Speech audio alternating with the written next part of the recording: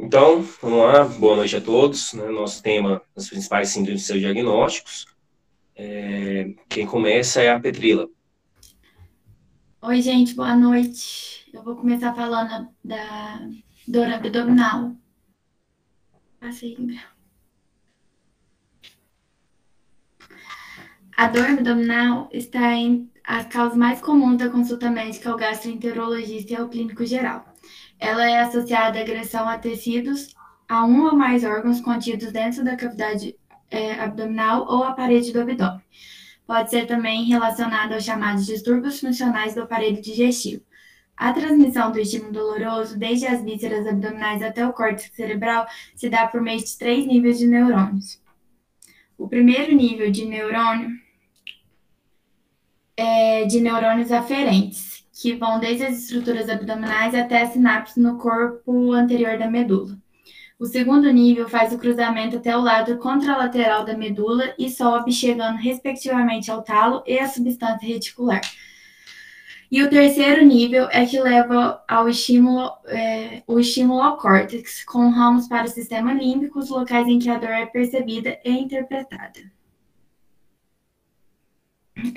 São 3 tipos fundamentais de dor abdominal. A primeira é a visceral, proveniente de agressões a órgãos da cavidade abdominal. A segunda é a parietal, decorrente de acometimentos do peritônio. E a terceira, que é a referida, que aparece em locais distantes do órgão acometido. O diagnóstico da dor abdominal, ele pode exigir recursos mais sofisticados, como, por exemplo, o exame de imagem ou uma endoscopia, porém, uma boa história clínica e um cuidadoso exame físico trazem dados fundamentais e frequentemente decisivos para a maioria dos casos.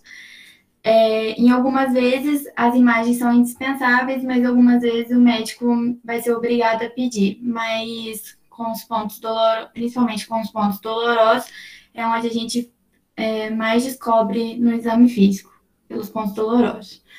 Os sinais e sintomas. Os vômitos são manifestações frequentes nas doenças do estômago, do duodeno e nas obstruções proximais do intestino delgado.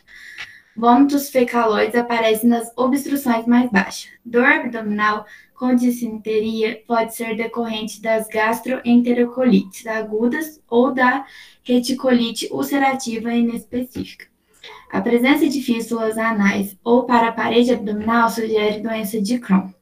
Febre, atralgia, perda de peso, suor noturno, histórias anteriores de constipação ou diarreia constituem dados importantes na elucidação de alguns diagnósticos. O exame do abdômen.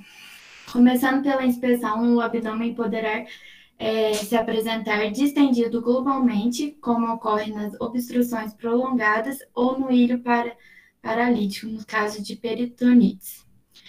A presença de cicatrizes de cirurgias anteriores pode sugerir uma brida ou aderência, e o peristaltismo visível, como o aumento de ruídos intra-aéreos, sugere oclusão ou suboclusão. A palpação superficial pode revelar dor generalizada ou localizada, com ou sem contratura muscular associada à peritonite. É preciso ter atenção também para detecção de eventuais acometidos da própria parede abdominal. Celulites, hérnias, contraturas musculares, traumas e hematomas podem ser responsáveis por dor abdominal.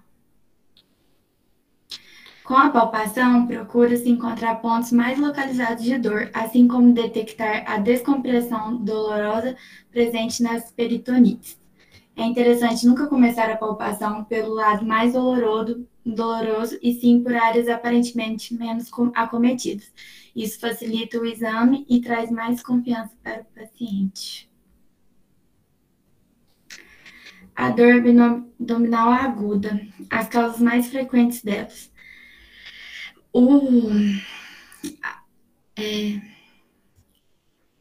O estabelecimento do diagnóstico pode ser simples, se os pacientes apresentarem sintomas clássicos, mas pode, em alguma situação, exigir todo o arsenal de recursos laboratoriais e de imagem, assim como pode ocasionalmente chegar à laparotomia. As causas mais comuns que levam ao quadro de dor abdominal são apendicite aguda, cólica biliar, colecistite aguda e coledocolitise.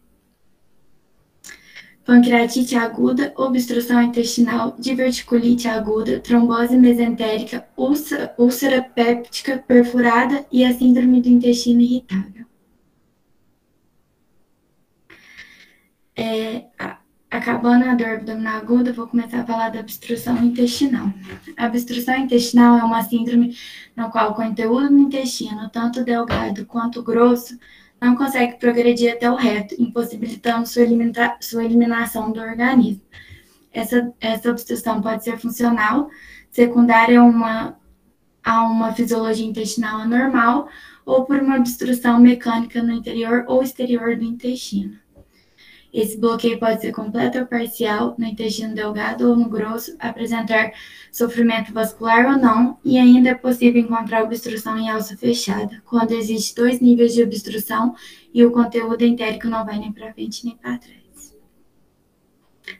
Os principais fatores de risco para obstrução intestinal são cirurgia abdominal ou pélvica prévia, hernia inguinal ou abdominal, doença inflamatória intestinal, histórica ou risco aumentado para neoplasia, radioterapia prévia, história ou ingestão de corpo estranho.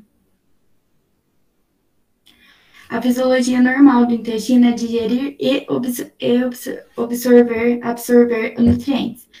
Para isso, existem microvelocidades, velocidades e dobras circulares aumentando a área de absorção disponível. Essas dobras circulares podem ser vistas pelo estudo radiológico. O intestino delgado é relativamente livre de micróbios, ao contrário do intestino grosso, que contém bactérias comensais que auxiliam na digestão, sintetiza várias vitaminas e faz a quebra da bilirrubina.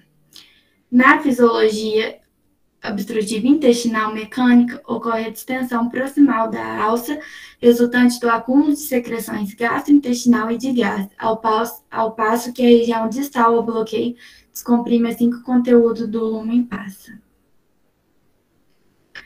O ar engolido e o gás proveniente da fermentação bacteriana pode acumular, adicionando-se à distensão da alça. Com a continuidade do processo, o intestino torna-se edematoso, a função da absorção normal é perdida e o fluido é sequestrado para dentro do lúmen. Os sinais e sintomas. A história e exame clínico meticuloso são essenciais para o estabelecimento do diagnóstico do paciente com obstrução intestinal. Os sintomas cardinais incluem dor abdominal e cólica, e esses sintomas podem variar com o local e a duração da obstrução, que pode ser proximal ou distal, e com o grau da obstrução, que pode ser parcial ou completa. A típica dor abdominal incólica associada à obstrução intestinal de delgado é frequentemente descrita como periumbilical, com cólicas ocorrendo em paroxísmos de dor em intervalo de 4 a 5 minutos. Progressão de dor mais localizada e constante pode indicar irritação peritoneal secundária a complicação como a necrose. Dor abdominal severa sugere perfuração intestinal aguda, náuseas e vômitos são mais comuns em quadros de obstrução mais alta, onde fica o duodeno, jejum proximal, e muitas vezes podem ser os únicos sintomas. Obstruções mais distais estão associadas a menor quantidade de vômito e o sintoma inicial mais preeminente é a dor abdominal incólica. Diagnóstico da obstrução intestinal. O diagnóstico diferencial da obstrução intestinal, apesar de complexo e multidisciplinar, é relativamente fácil para o médico experiente em cirurgias de urgência. Em alguns casos, ele é evidente após a história e exame físico meticuloso. Assim, os exames complementares apenas confirmam o diagnóstico, podendo-se utilizar análises clínicas, exames radiológicos, endoscópicos e tomográficos. Além do exame físico, possuímos também os seguintes exames para confirmar o diagnóstico: exames laboratoriais, exames radiológicos, exames endoscópicos, estudo ultrassonográfico e estudo tomográfico.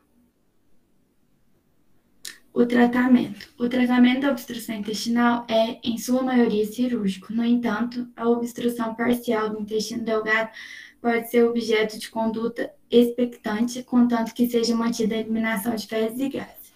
O tratamento conservador deve ser associado às medidas iniciais, que consiste em hidratação, sondagem vesical de demora para monitorar o débito urinário e colocação de sonda nasogástrica, que proporciona conforto ao paciente e evita aspiração pulmonar. Antibiótico de largo espectro deve ser utilizado. Entretanto, se não houver melhora em poucos dias do tratamento clínico ou se a obstrução for completa e ainda se houver uma suspeita de obstrução com sofrimento vascular, deve-se indicar tratamento cirúrgico imediato. Agora, falando da síndrome da má absorção. A síndrome da má absorção intestinal é uma hidrólise ineficiente de nutrientes, quanto de defeitos na absorção intestinal pela mucosa e no transporte de nutrientes para a circulação sanguínea e linfática. A absorção de nutrientes, vitaminas e sais minerais pelo trato gastrointestinal depende de várias etapas e qualquer uma delas pode ser comprometida na síndrome de má absorção. Solubilização, liberação do substrato ou ligação a fatores, alterações químicas, digestão de macromoléculas, funcionamento motor e sensitivo do intestino, funções hormonais e neurohumorais, absorção e transporte pós-mucosa. A escala da má absorção intestinal pode, ainda assim, ser dividida de acordo com as diversas fases do processo de digestão e absorção normais. Pode ser um distúrbio na mistura, pode ser um distúrbio na hidrólise luminal dos nutrientes, em especial a lipólise. Pode ser um distúrbio na formação de micelas, distúrbio na hidrólise da borda em escova, distúrbio na absorção pela mucosa, distúrbio no transporte de nutrientes e, por fim, um mecanismo não totalmente esclarecido. O diagnóstico da síndrome da má absorção é a abordagem do paciente com a má absorção intestinal. Ele tem que ser individual e ele é dividido em 3 etapas. Na primeira etapa, são solicitados exames gerais como hemograma, provas de atividade inflamatória, eletrólitos, função renal, função hepática, ferro sérico, dosagem de vitamina B12, folato, hormônios tireoidianos, marcadores sorológicos para doença celíaca, parasitológico de fezes, etc. Quando são disponíveis, testes respiratórios para avaliação de intolerância à lactose e de supercrescimento bacteriano também são recomendados nessa fase. Se necessário, uma segunda etapa da investigação, os testes respiratórios, e se os testes respiratórios não tiverem sido feitos, eles poderão ser realizados na segunda etapa.